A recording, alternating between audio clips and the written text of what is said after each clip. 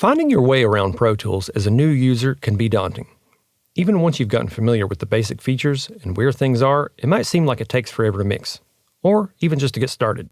In this video, I'm going to give you basic tips for staying organized and navigating your Pro Tools session.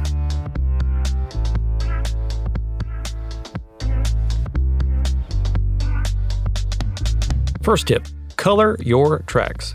You can change the color of your tracks by double-clicking the colored box at the end of the channel strip. There are lots of color options. You can even adjust the brightness and whether you want the entire strip to be colored. You can color multiple tracks at once, too. I'll often color similar tracks this way. For example, I can make all of the drums or all of the guitars the same color.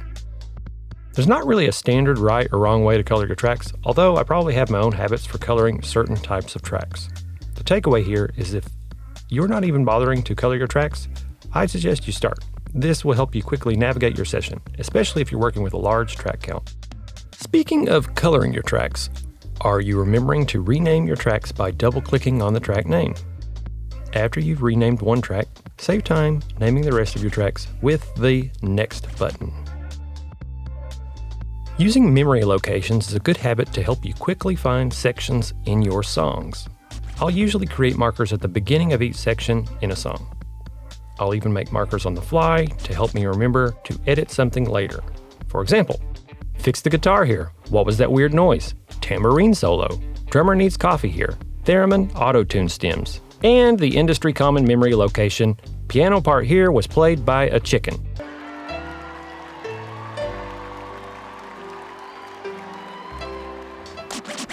Grouping tracks is a great way to control specific controls of similar tracks.